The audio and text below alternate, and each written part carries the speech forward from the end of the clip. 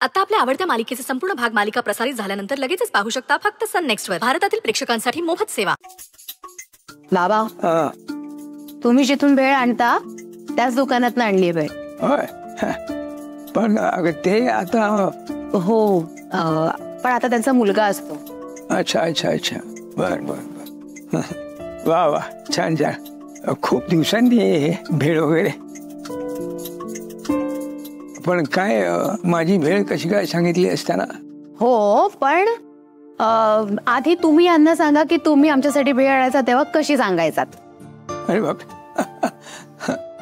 हो हो काय ते काय एक फार मोठे प्रकरण असते काय विचारू नका. म्हणजे मी त्याला भेळवाल्याला सांगताना साधारण असं सांगायचो की माझ्या आभासारखीच गोडुली अशी गोड छान आणि ती जेवढी छोटी आहे तेवढी तशी एखादी लहानसा मिरचीचा तुकडा घालून चविष्ट झालेली अशी भेळ माझ्या आभाची. आणि मिरचीचा असा छानपैकी तडका आणि तेवढा तिखटाचा मारा पण शांत करायला अशी वरती थंडगार कोथिंबीर ती भेळ माझ्या मुक्ताची. आणि जेवढी गोड तेवढीच तिखट आणि वर असा शेवेचा चुरा आणि वरती अशी पुरी गोल गोल ही भेळ माझ्या वृंदाची बाई. आणि चुरमुरे कांदा टोमॅटो अगदी भरपूर. तिखटाची चटणी आणि गोळाची चटणी एकास एक आणि कोथिंबीर शेवपुरी समसमान ती भेळ माझ्या ओवीची. माझ्या ओवीची वाटलंच बाई मला. कसलं भारी. मला तर पटकन लहान झाल्यासारखंच वाटलं. अगदी आम्ही सुद्धा बाबांसाठी अशी स्पेशल भेळ सांगितली आहे. बाबा गेस करा तुमच्यासाठी कशी सांगितली असेल. ते तू सांग बाबा आणि मला नको त्याला सांग.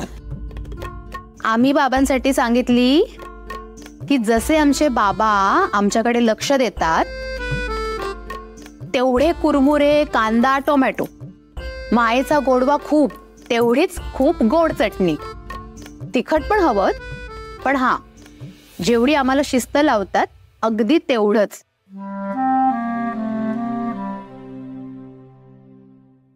आणि स्वतःकडे जेवढं लक्ष असतं तेवढीच अगदी नावाला कोथिंबीर. हे करे.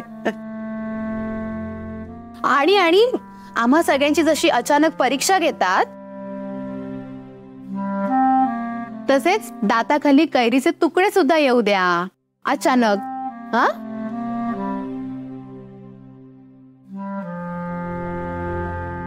ए घ्या चव घेऊन सांगा कशी येते.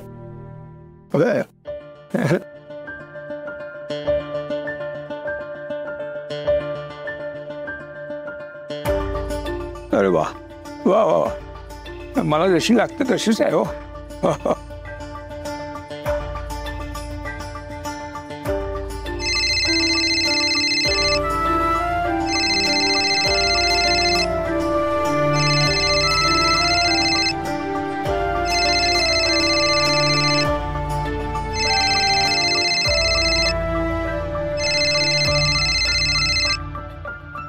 हॅलो हॅलो एक मिनिट आहे नेटवर्कचा प्रॉब्लेम आहे. मी आलो जरा फोन घेऊन आलो.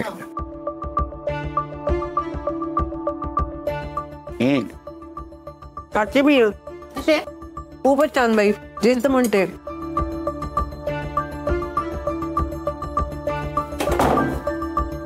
हॅलो हा बोला बोला साहेब बोला.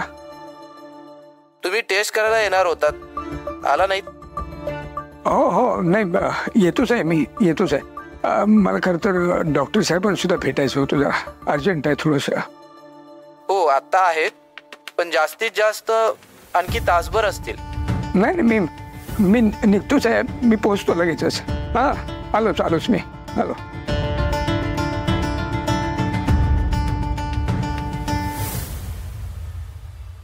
सारखं खात बसावंसं वाटतं एवढी छान आहे.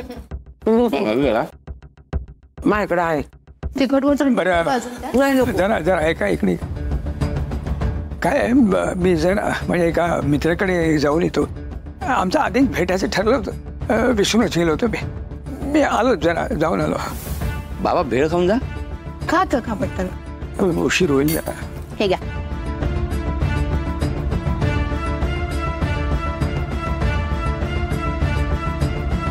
अरे बापरे, खूप आहे का? असू दे, तुम्हाला हवी तेवढी खा, पण खा. बरं.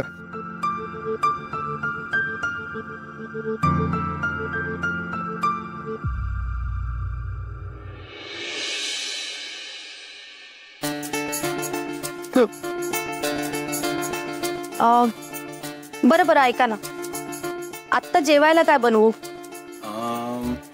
बनवा शमिका मॅडमच्या आवडीचं काहीतरी. नाही, माझ्या आवडीचं नको, मला तुमच्या दोघांच्या आवडीचं चालेल. बरं मग एक काम करा, तुमच्या हातचं काहीतरी स्पेशल होऊन जाऊ द्या आज. माझ्या हातचं स्पेशल?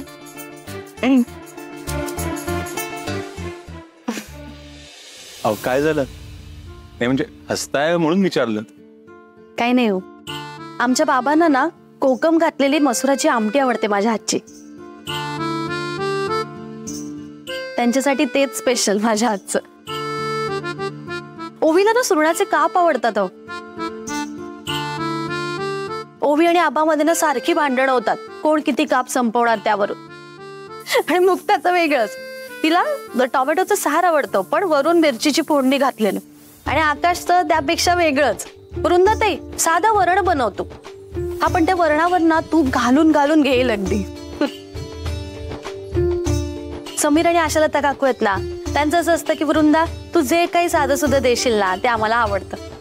आणि आमच्या आबा मॅडम ऑनलाईन एक नवीन रेसिपी शोधून काढायची आणि वृंदाताई आज हेच कर, वृंदाताई आज तेच कर, असं सांगत बसायचं.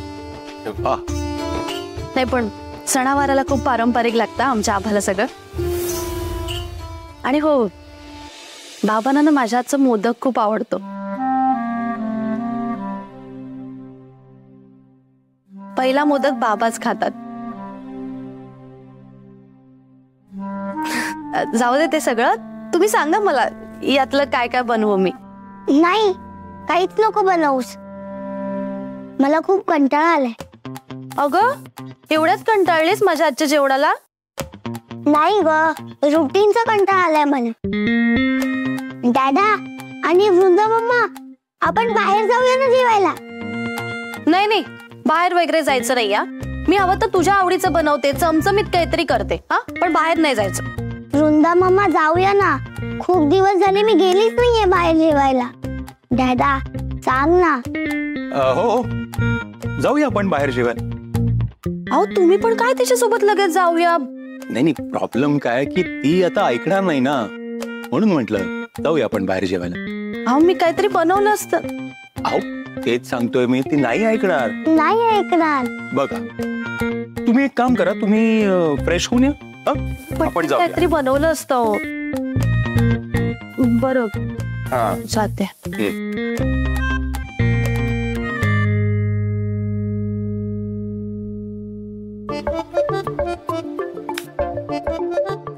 दादा, आपण वृंदा मम्माला सरप्राईज देऊया. काय? तिच्या डोळ्यावर पट्टी बांधूया आणि मग तिला बाहेर घेऊन जाऊया. चांगली आयडिया. कांदा मुळा भाजी अवघी विठाई माझी. काय ग, काय चाललंय? काय नाही ग, असाच टाइमपास. बरं भाजी कोणती करायची? हो ग, मलाही कळत नाही कुठली भाजी करायची ते. आता आज सकाळीच पालक झाला. लाल मठ करायचं का, पण निवडायला वेळ जाईल ना. गवारची भाजी आहे पण ती फारशी कोणी खात नाही आणि माझं सुद्धा मूड नाही ती खायची. मग सीझन मिरचीची भाजी करू. हा चालेल, छान पीठ पेरून कर. नको नको, शिमला मिरची नको. बाबांना ऍसिडिटी झाली होती म्हणून त्यांनी गोळी घेतलीये. बाबांनी गोळी घेतली. बाबा असं स्वतःहून गोळ्या घेत नाहीत कधी. हा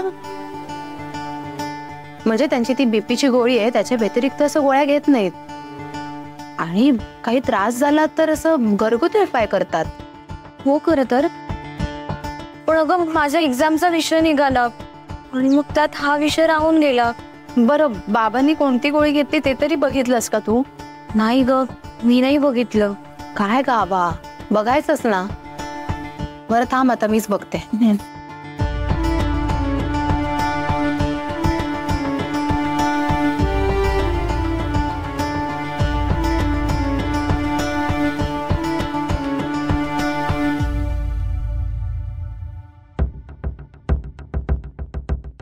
हे बघा मास्तर, औषधांची पॉवर वाढवून किंवा अल्टरनेटिव्ह देऊन काहीही उपयोग नाही. तुमचा त्रास कमी होणार नाहीये. मला सांगा, दुपारी काय काय झालं? काय अचानक एकदम अशी ग्लानी आल्यासारखं झालं. बेडवर पडलो, संध्याकाळी उठलो डायरेक्ट. मधल्या काळामध्ये काय झालं काय म्हणजे काय मला कळलंच नाही, काही आठवतच नाही मला. हे बा मास्तर, हे सगळं आहे ना, हे हळूहळू असंच वाढत जाणार आहे. आणि मी आता तुम्हाला शेवटची ताकीद देतो. आता तरी घरच्यांना हे सगळं सांगा आणि ताबडतोब ट्रीटमेंट सुरू करून घ्या. अहो, खर्चिक असली तरी आपल्याला ती करावीच लागणार आहे. मागच्या वेळी तुम्ही काय म्हणालात, वृंदाचं लग्न आहे म्हणून सांगता आलं नाही, पण आता तिचं लग्न होऊन बरेच दिवस झाले. अहो, आता तरी सांगा. तुम्ही म्हणताय ते सगळं बरोबर आहे डॉक्टर, पण आता ह्याच्यात पण काय? हे बघा मास्तर, तुम्ही जितका उशीर कराल ना, तितके तुमचे क्युअर होण्याचे चान्सेस कमी होत जातील. मला एक सांगा, तुम्हाला जगायचं नाहीये का? तुम्हाला तुमच्या मुलींच्या भविष्यातला आनंद बघायचा नाहीये का? अहो, तो आनंदच तर बघावं असं वाटतोय डॉक्टर. आपल्याला नातवंड व्हावी, त्यांना बघावं, खेळवावं असं वाटतंय. आणि कुठल्या बापाला असं वाटणार नाही हो. म्हणजे प्रत्येक बाप आयुष्यभर यासाठीच तर झटत असतो, नाही का? आपल्या मुलींचं आयुष्य, त्यांचा संसार, त्यांचं सुख समाधान एवढंच असतं बापाच्या आयुष्यामध्ये. आपल्या मुलीच्या चेहऱ्यावरती आलेलं उदासपण, नैराश्य कुठल्याही बापाला बघायला कधीच आवडत नाही. आणि या सगळ्याला समजा तो स्वतः जर जबाबदार होणार असेल तर नाही डॉक्टर, मला या जगातनं जाता जाता माझ्या मुलींचे रडवेले चेहरे बघायचे नाही आहेत, अजिबात बघायचे नाही. आणि माझं मरण जर माझ्या मुलींना आधीच कळलं तर हे असंच होणार ना. ज्या क्षणापासून माझ्या मुलीनं माझ्या आजारपणाबद्दल कळेल, त्या क्षणापासून त्यांचं आयुष्य, सगळं आयुष्य उदासवाणं होऊन जाईल. त्यांच्या चेहऱ्यावरती चिंतेत सावट आलेलं मला अजिबात बघायचं नाही डॉक्टर.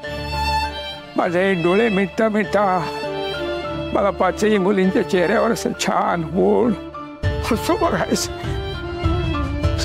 त्यांना हसताना बघायचंय. बस काय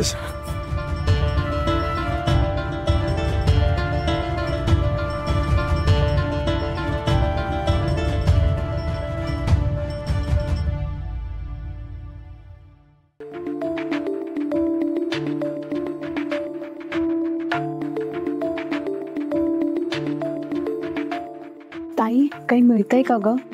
नाही ना, काहीच नाही. बाबा इथेच बसले होते, तू एकदा हा ड्रॉवर चेक कर ना. अगं झालं, सगळे ड्रॉवर चेक केले मी, काहीच नाहीये. बरं, बाबांनी कोणत्या रंगाच्या पाकिटातनं गोळी घेतली तेवढं तरी बघितलंयस का? नाही ग, म्हणजे गोळी घेतली इतकंच बघितलं. पण असू दे ना, ऍसिडिटी जरी म्हणून घेतली असेल एखादी गोळी. हा, रोज घेत असते तर आपल्याला कळलंच असतं. ठीक आहे. ताई, ती कसली डायरी आहे?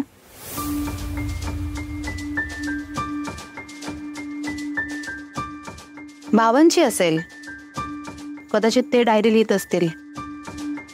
तसंही बाबांना रोज काही ना काहीतरी लिहायची सवय आहे ना, त्यांचीच असेल. आपण वाचायची का?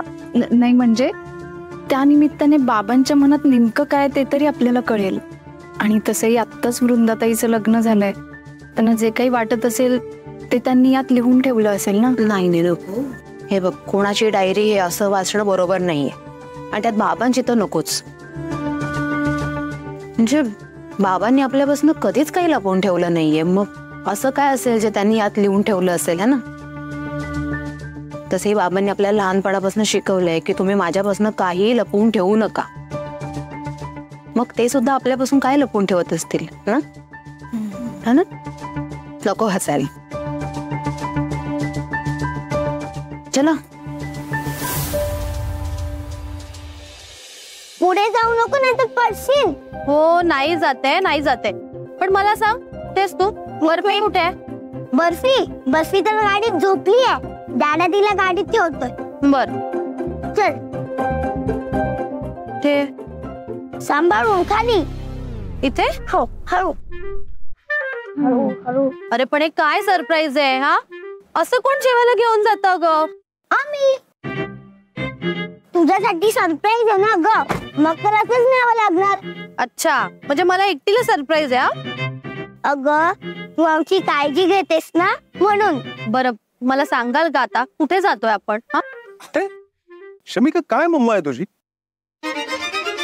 सरप्राईज आहे ते सांगितलं ना आपण, तरी विचारते. काय शेवटी तुझीच बायको आहे ना ती. ए पटके देईन.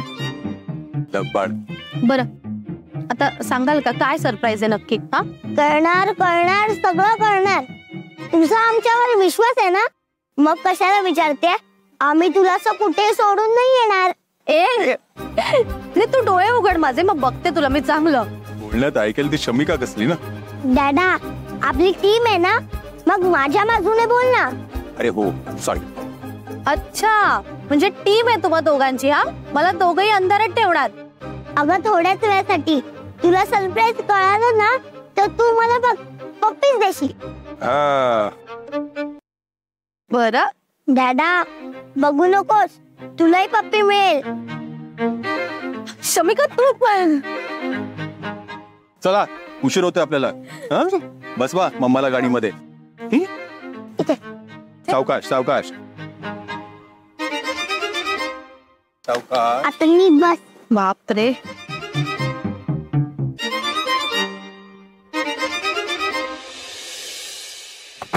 हे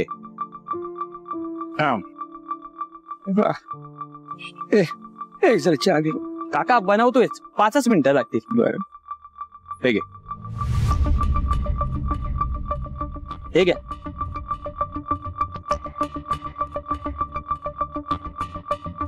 चल निघायचं. अरे थांब थोडा वेळ, काय घाई आहे ती? अरे वाजले किती? घरी जायचंय ना. काय करायचं घरी जाऊन? घरी आहे कोण? सुना आणि मुलं कामात असतात. बायको तर नाहीच, कधीच गेली देवाघरी मला सोडून. आणि खरं सांगू का, माझ्या मुलांना आणि सुनांना माझ्याशिवाय जगायची सवय झालीये. काय बोलतोस काय तू? खरंय ते. कधी कधी वाटतं आपण या जगात कशासाठी आहोत. आपण असलो काय नसलो काय, मुलांना सुनांना काय फरक पडत नाही. कारण काय माहित आहे, त्यांना आता माझी सवयच राहिलेली नाहीये. आणि मी कधी घरी लवकर गेलो तर ते माझ्या तोंडाकडे बघत बसतात टाकामाका. अरे काय बोलतोयस काय तू? खरंय, एकदा आपल्या घरातल्यांना आपण नसल्याची सवय झाली की माणसां जगण्यात काहीच अर्थ नसतो. आपण असलो काय नसलो काय त्यांना काही फरक पडत नाही. काका हे घ्या चाय.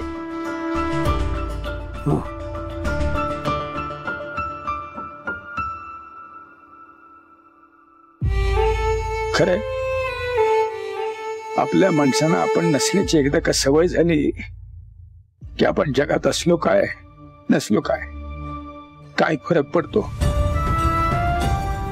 माझ्या बाबतीत सगळ्यांसाठी सोपं होत जाईल सगळं. मी जगात आहे तेव्हापासूनच मी सुद्धा माझ्या मुलींना सवय लावली पाहिजे माझ्या नसण्याची. हा वा वा वा, माझी फेवरेट भाजी बनवली आज.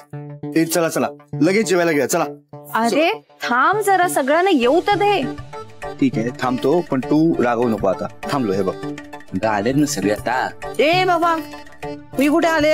आता आले किचन मधनं. आधी होते का मी? ती दिसलीच म्हणून बोललो मी. टोटा. हो बाबा नाहीयेत अजून. ते आहेत ना. बरं ठीक आहे, मी बोलावून आणते. अगं नाही मगाशी बाहेर पडलेत ना, ते अजून आलेले नाहीत बाई. हो मग काय तर. बरं, मी फोन करते त्यांना.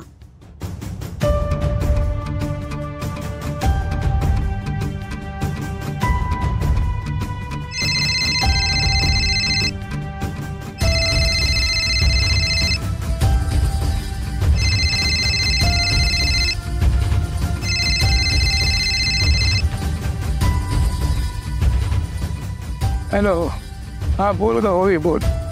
हा बाबा, कुठे आहात तुम्ही? घरी का नाही आलात अजून? अगं नाही येतच होतो मी, आता येतच होतो. हो, पण किती वेळ लागणार आहे? आम्ही थांबलोय जेवायचे. नाही ए बा, तुम्ही जेवायचं थांबू नका. हा, मी इथे माझ्या एका मित्राकडे आलोय ग, आणि जेवण होणार आहे माझं इथेच. तुम्ही जेवून घ्या. मग तुम्ही तसं सांगितलं होतं का सासूबाईंना?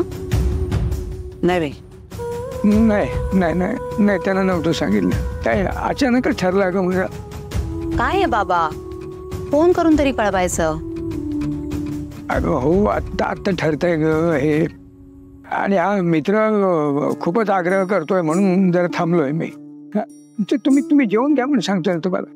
जेवून घ्या. बरं ठीक आहे, सावकाश या.